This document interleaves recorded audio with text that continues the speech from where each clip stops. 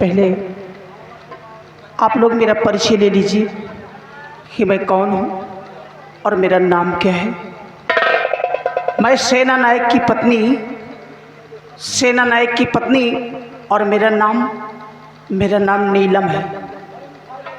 आज मेरे स्वामी जी का फ़ोन आया था और उन्होंने मुझसे कहा कि प्रिय नीलम, आज मैं राज दरबार से छुट्टी लेकर अपने बंगले पर अपने बेटे शिवा को देखने आ रहा हूँ। और जब से उन्होंने फ़ोन किया है तब से मेरे दिल में इतनी बड़ी हलचल मची हुई है। सोचती हूँ कितनी जल्दी उनके दीदार हो जाएं। और साहिबाइन नमस्ते। नमस्ते। आज बहुत खुश दिखाती हैं आप।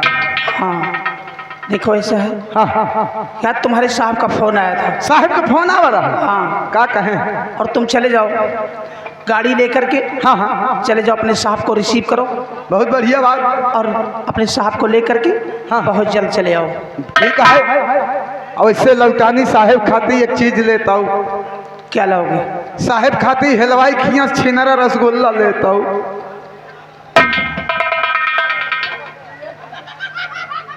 उज्जर उज्जर रहा का कहा थी का इतना बड़ा तुमको बोलने की तमीज नहीं है तो क्यों बोलते हो? का कहा थी भुला जाए। छेना कहते हो। छेना का हम कहीं छिनरा रसगुल्ला। जाओ, बहुत जल्द जाओ। ठीक है। अपने साहब को लेकर बहुत जल्द आओ। हम जाते ही साहेब के लेके आओ, ओकरे बाद नाश्ता पानी देखब।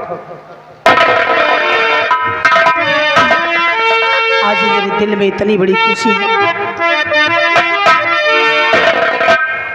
सावन आया,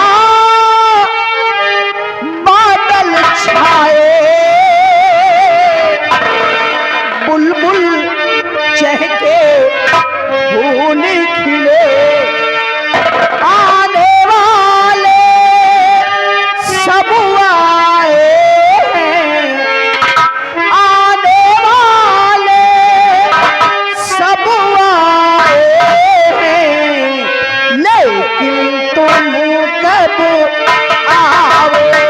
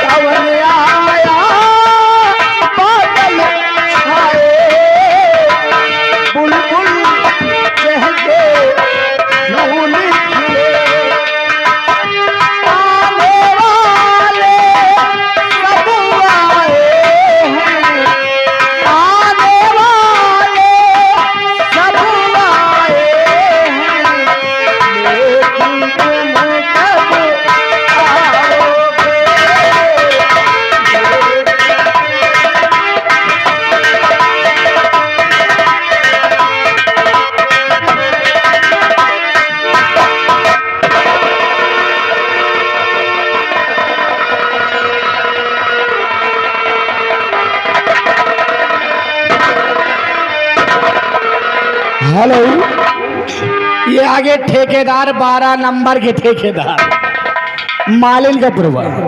इस सीन को देखते हुए, सीन की कदर करते हुए लगा 21 रुपए का मुद्दा प्रदान।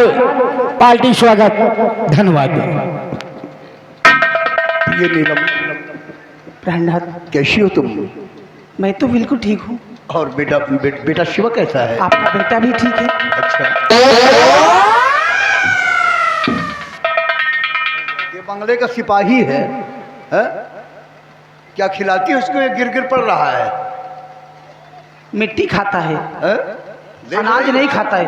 ऐसी बात नहीं ना, जब से आप ही फर्श पे टाइल वाइल लगवा दें तब से हम 2-3 बार रोज गिरते हैं। हाँ, पैर नहीं थम रहा है। पैर नहीं समझ सरक जाएगी। इतना स्लिप पैर कर रहा है कि गिर जा रहा है। अब का चप्पल खिया गया है इसे और गिरते हैं। हाँ, चप्पल मतलब खिंच चुके हैं और रबड़िंग करवा लो इसमें। जैसे ट्रैक्टर की पहिया में रबड़िंग की जाती है ना, उसी तरह करवा लो। हम ना हो पाए। पगला कहीं का, छोटा सा बैग रखकर चल रहा है, गिर गिर पड़ रहा है। और ये बैग यहाँ लेकर चलाया, इसको क्या समझाया था? अब टुकुर टुकुर इधर क्या देख रहा है? इसका यहाँ क्या काम है? समझाता है। अरे पगले, इसको हमारे कमरे में रखना चाहिए। यहाँ मेरे पीछे पीछे यहाँ तक लेकर आ गया, इसको कमरे में रख देना। और इसको कुछ काम बता दो, ये वहाँ जा रहा, चुपचाप बैठेगा। कुछ काम याद है कि नहीं? कितने दिनों के बाद तुम्हारे साहब आए हुए हैं? आज 1 दिन बाद आया है भाई। तो साहब के लिए एक बढ़िया से अदरक वाली चाय। मलाई मार के। कौन मलाई? वो जौन दूध में नहीं, मलाई वाली चाय नहीं पीते हैं। हाँ। मलाई तुम खा जाना, चाय केवल हमको पिला देना। तो हम सुसुआई नहीं। हाँ, बढ़िया सी अदरक वाली चाय, खूब मलाई छांटते और रहो। थोड़ा सा पकौड़ी बना लेना। ठीक है, हम जाते ही बनाए। हाँ, और जल्द से जल्द तैयार करना, ठीक? तुरंत कर। क्योंकि किचन का काम तुम्हारी जिम्मेदारी पर है। हाँ साहब। हाँ, जाओ बढ़िया सा नाश्ता तैयार करो। मैं तो बिल्कुल ठीक हूँ, आपका बेटा भी ठीक है। हाँ। और आप? हम भी ठीक हैं। और बंगले पर खड़ी होकर तुम मेरी राह देख रही थी, क्योंकि मेरा फोन तुम्हारे पास आया था कि मैं आज बंगले पर आ रहा हूँ। इसी वजह से तुम्हारे दिल में बेचैनी थी। आप प्राणनाथ, और तुम हमारी राह देख रही थी और मैं बंगले पर आ गया, तुम्हें मालूम तक नहीं हुआ। प्राणनाथ, जब आपने फोन किया था ना, तभी से मेरे दिल में इतनी बेचैनी से इतनी हलचल मची हुई है। समझ रहा हूँ कि आप कितनी जल्दी आपके दीदार हो जाते। खैर कोई बात नहीं लेकिन है। प्राणनाथ, हाँ, आज तक मैंने आपसे बगैर पूछे, हाँ, आपके बगैर पूछे मैंने ऐसा कोई काम नहीं किया। लेकिन आज आपके बगैर पूछे आज मैंने एक ऐसा काम किया है। अच्छा, अब तो हमारे दिल में शंका पैदा हो रही है। हाँ? हमारे पूछे बगैर तुमने कोई ऐसा काम किया जो कि बतलाने में इतना तुम्हें हिचकिचाहट हो रही है। बात क्या है भाई? नहीं, ऐसी कोई बात नहीं है। फिर प्राणनाथ, कौन ऐसा काम है, मैं भी तो जानूं। आज जब मैं अपने बंगले पर बैठी थी, हाँ, तो अपने बंगले के सामने से एक गोदना गोदने वाला जा रहा था। अच्छा, तो क्या हुआ? और गोदना गोदने वाला आवाज़ लगाता हुआ जा रहा था। जब उसकी आवाज़ मेरे कानों में पड़ी तो मैंने सिपाही से कह करके उस गोदने वाले को बंगले के अंदर बुला लिया। बंगले के अंदर?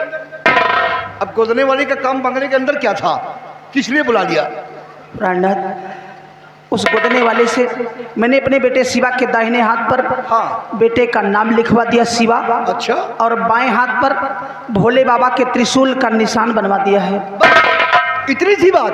हाँ प्राणनाथ। अरे वाह नीलम, वाह, कितनी होशियार, कितनी समझदार हो और कितना नेक काम तुमने किया, और इस बात को बताने के लिए इतना संकोच पैदा कर रही हो। धन्य हो नीलम, तुमने बहुत अच्छा काम किया। तो हमारा मासूम बेटा और इसके हाथ में, दाहिने हाथ में उसका नाम शिवा और बाएं हाथ में भोलेनाथ की निशानी बनवा दिया। जरा सोचो कि भोलेनाथ की ही कृपा से आज ये तुम्हारी गोदभरी हुई है, तुम्हारी गोद में ये नन्हा मुन्ना बालक खेल रहा। अगर तुमने बेटे के हाथ में भोलेनाथ की निशानी बनवा दिया है तो तुमने बहुत अच्छा काम किया है। महान खुशी है मुझे। इस बात को सुनकर मुझे अत्यंत खुशी हुई।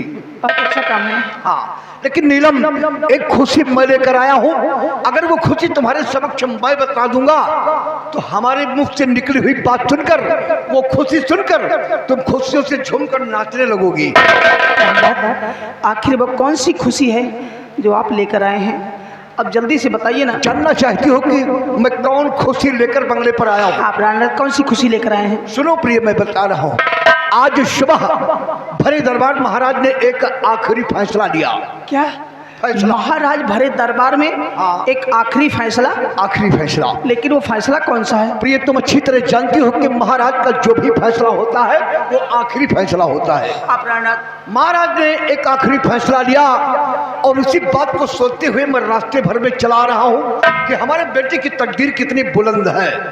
बेटे की तकदीर कितनी हाँ, बुलंद, प्रिय, कितनी बुलंद है देखिए, तकदीर। अब आप मुझे पहेली मत बुझाइए और जल्दी से बताइए ना, आखिर वो बात कौन सी है? इसलिए महाराज का फैसला क्या था कि महाराज ने जो फैसला लिया वो फैसला ये है कि अपने बेटे शिवा को, बेटे शिवा, अपने बेटे शिवा को इस राज्य सोनागढ़ का उत्तराधिकारी नियुक्त कर दिया। क्या मेरे बेटे शिवा को इस सोनागढ़ राज्य का उत्तराधिकारी? हाँ, और यहाँ के जो महामंत्री रणजीत सिंह है, मंत्री जी के बेटे सागर सिंह को यहाँ का सेना नायक नियुक्त किया।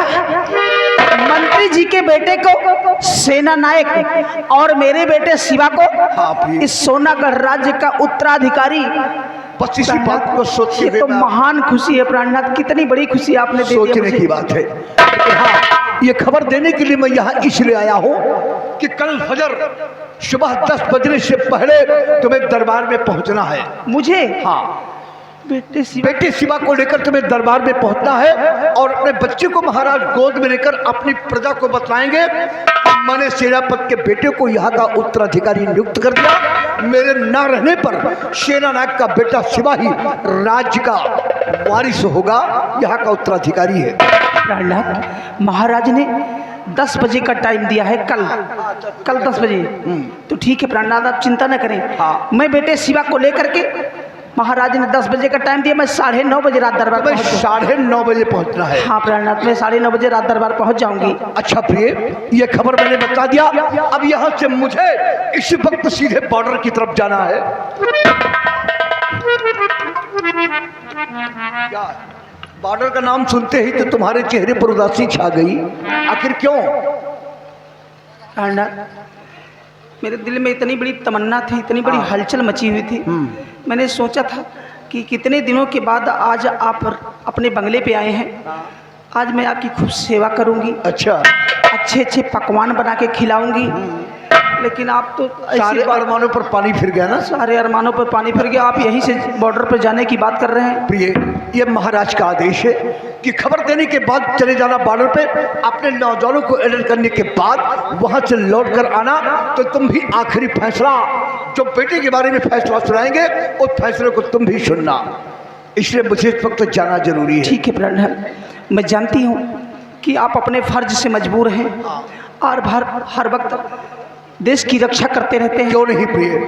तो ठीक है प्राणनाथ, मैं आपको रोकूंगी नहीं, लेकिन कम से कम आप 10 मिनट का समय सिर्फ मुझे दे 10 दीजिए। मिनट का समय? ठीक है, 10 मिनट का समय तुम्हारे लिए मैं अपने बंगले पर दे रहा हूँ और 10 मिनट तक अपने बच्चे को अपनी गोद में लेकर अपने बेटे को देखना चाहता हूँ। ठीक है प्राणनाथ। बेटे को मुझे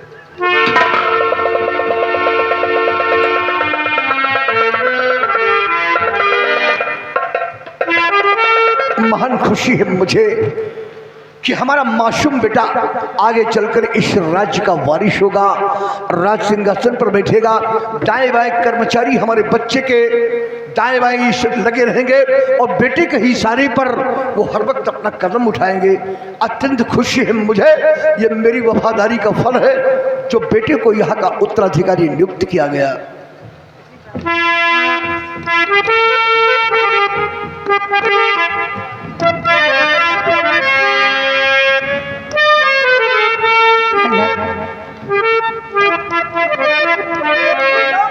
और दिल में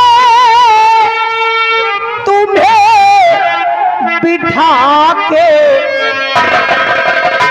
प्राणनाथ, दिल में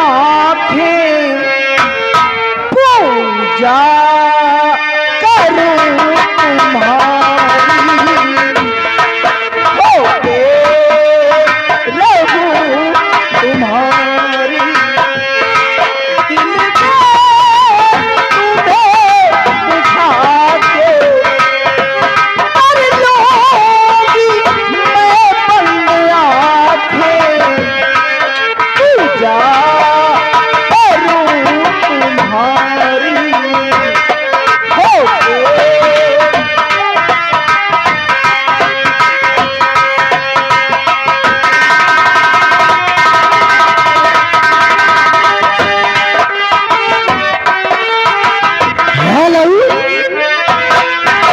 ये आ गए 12 नंबर के ठेकेदार साहब। 12 नंबर के ठेकेदार साहब की तरफ से सेनापति जी और साहिबाइन को देखते हुए, इन के काम को देखते हुए 10-10 रुपए का पुरस्कार पार्टी की तरफ से लाख लाख धन्यवाद।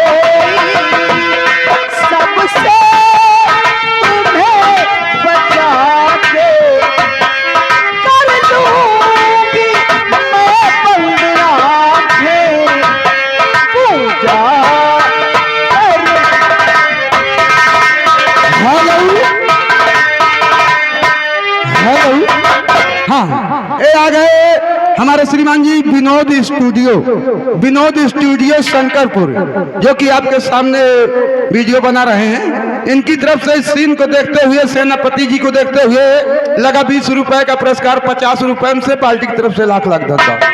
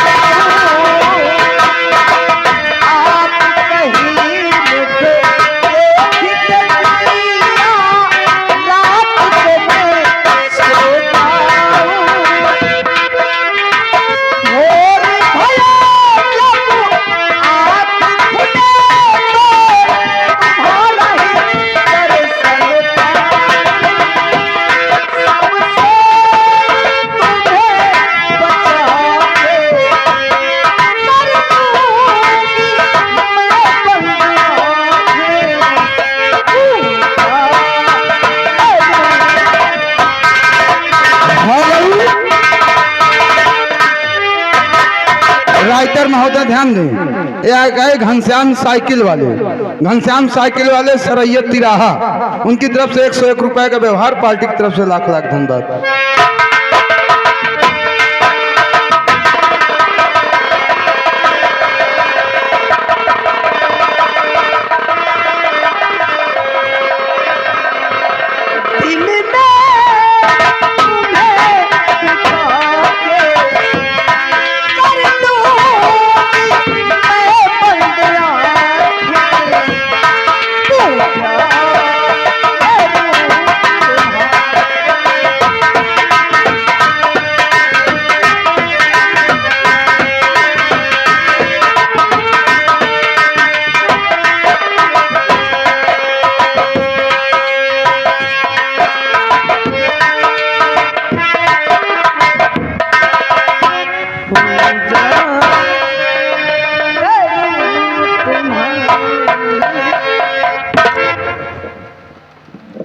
समझ रहा हूं तुम्हारे दुख दर्द को मैं अच्छी तरह समझता हूं।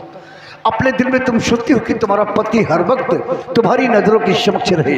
हाँ प्रणत, तुम ही नहीं, संसार की हर नारी अपने दिल में सोचती है उसका पति उसके नजरों के समक्ष रहे। लेकिन मेरे सामने मजबूरी है कि महाराज का वफादार हूं मैं, और वफादारी की मिसाल हमारी कायम है इस सोनागढ़ के कोने कोने में। इसलिए जब मौका मिलता है तभी अपने परिवार को खुशी में दे पाता हूं।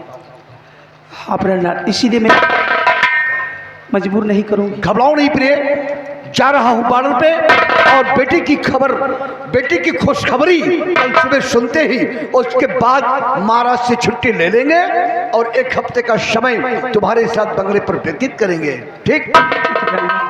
बच्चे को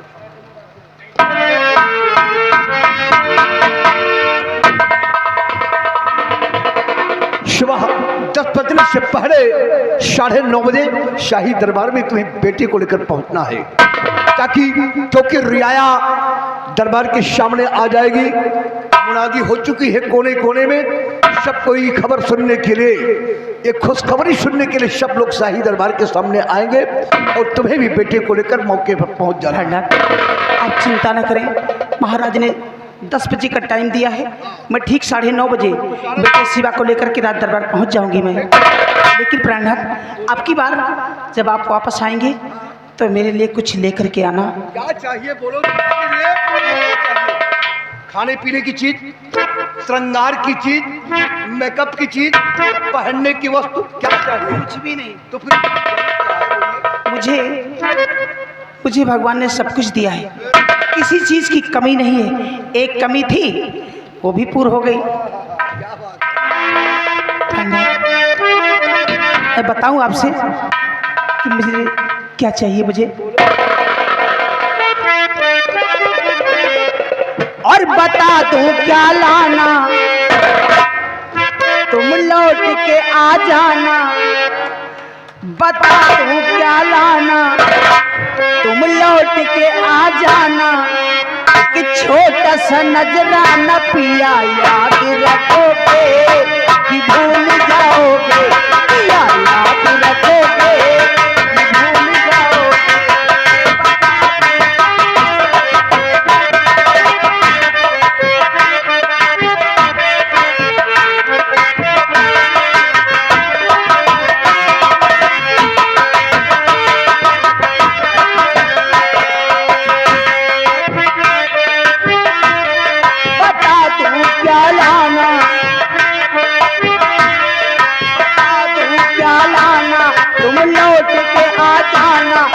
छोटा सा नजराना पिया याद रखोगे कि भूल जाओगे, पिया याद रखोगे कि भूल जाओगे।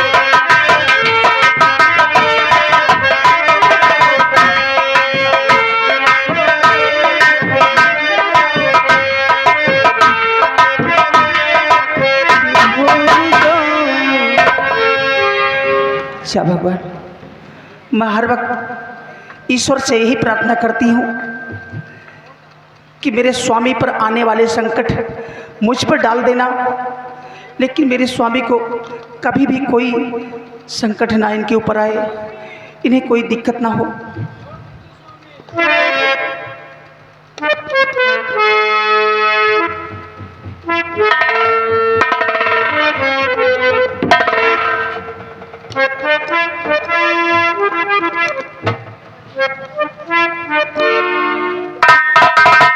क्या ताक रहे इधर उधर? साहेब के देखत ही देखात नहीं बाटे, नाश्ता तैयार है। तुमको आधे घंटे बाद आना था। काहे? तुम्हारे साहब चले गए। चला गए? और क्या? एक को दिन की छुट्टी नहीं रही। क्या करूं, मैंने बहुत प्रयास किया, हाँ, लेकिन तुम्हारे साहब अपने फर्ज से मजबूर हैं।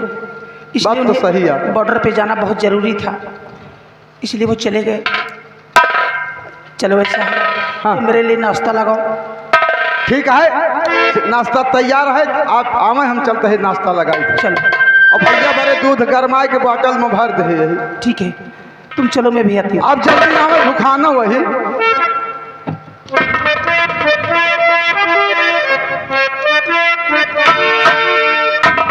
जू जू जू जू जू जू जू जू जू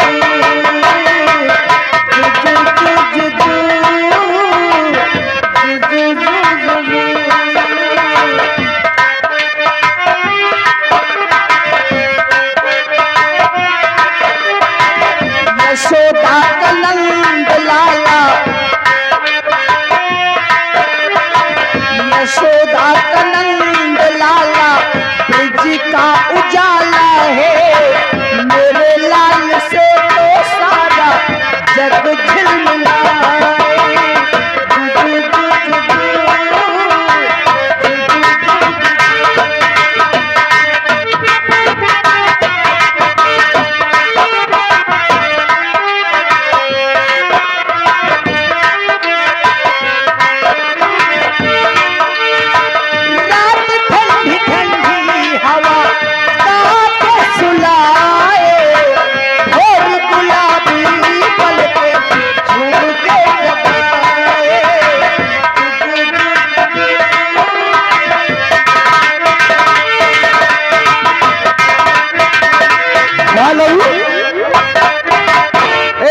फिर वही बार बार छाया हुआ नाम 12 नंबर के ठेकेदार साहब, मालिन की पूर्वा के निवासी, हमरे टंकी मास्टर, हारमोनियम मास्टर, ढोलक मास्टर के ऊपर खुशी हुई के 5-5 रुपया कुल मिला के 15 रुपया देते हैं। पार्टी की तरफ से लाख लाख धन्यवाद।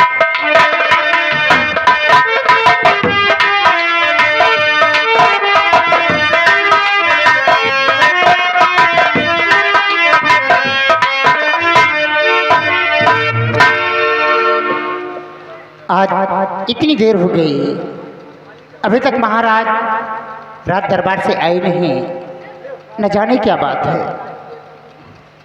मुझे चिंता लगी है। ऐसे तो रोज बहुत जल्द आ जाते थे। खुश रहो बंधु। बंधु जी राजमाता जी, जाके देखो, काफी देर हो चुकी, महाराज अभी रात दरबार से आए नहीं। हाँ यार देर तो हो गए, हो सका था कौन फरियादी लेट आवा हो। फिर भी जाओ उनका पता लगाओ। हम जाते ही तुरंत जाते ही, महाराज जी के साथे लेके आओ। ठीक, आज्ञा दो। खुश रहो।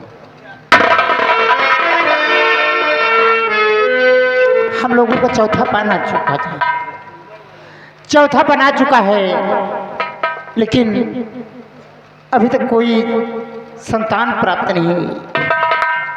समझ में नहीं आता हमारे ना रहने के बाद कौन इस राज का वारिस होगा। इसकी चिंता मुझे रातों दिन लगी रहती है, और इसी चिंता में महाराज भी डूबे रहते हैं। न जाने कितनी देवियों की पूजा की, न जाने कितनी मंदिरों में माथा टेका, लेकिन ईश्वर ने भी कोई फरियाद नहीं सुनी।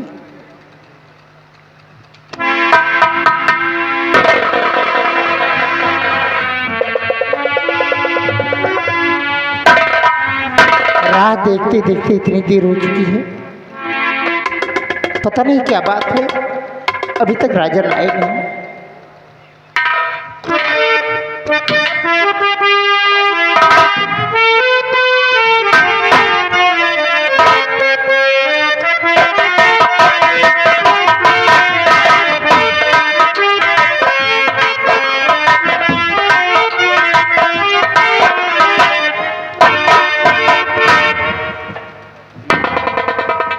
सदा खुशहाल रहो, सदा खुशहाल रहो, सदा खुशहाल रहो।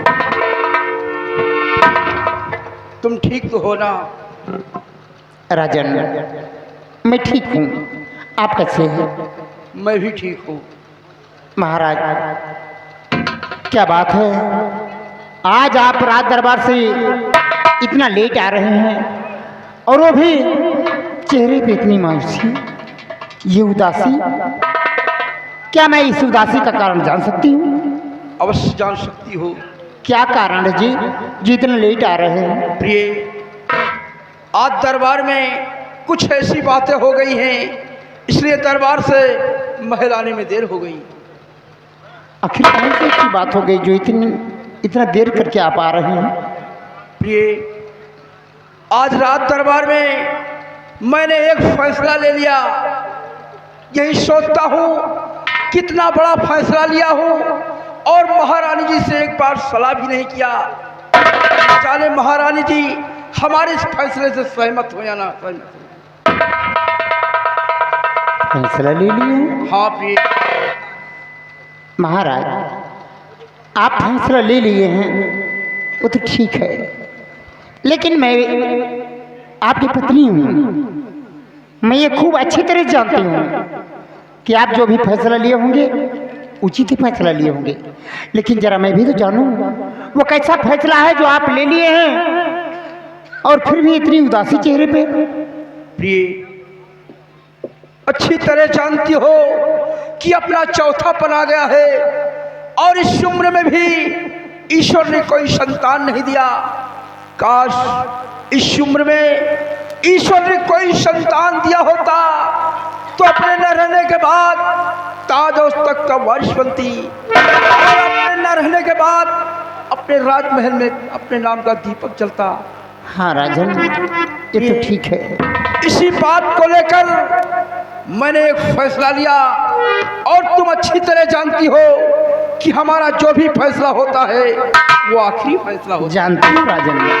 प्रिय, अपने राज दरबार के जो दोनों कर्मचारी हैं, सेनापति जी और महामंत्री जी, दोनों ही वफादार हैं। हाँ, दूसरी वो तो मैंने बता रहे फैसला लिया कि सेनापति के बेटे शिवा को अपने सोनागढ़ राज का उत्तराधिकारी कर दे और मंत्री जी के बेटे सागर सिंह को यहाँ का सेनापति कर दे। बस इसी बात को लेकर के आप इतना चिंतित हैं? हाँ प्रिय महाराज, मैं जानती थी कि आप गलत फैसला नहीं ले लेंगे। मैं आपके इस फैसले से बिल्कुल सहमत हूँ राजा। मैं बहुत खुश हूँ आपके फैसले से। हमारे फैसले से सहमत हैं? जी राजा। वाह प्रिय,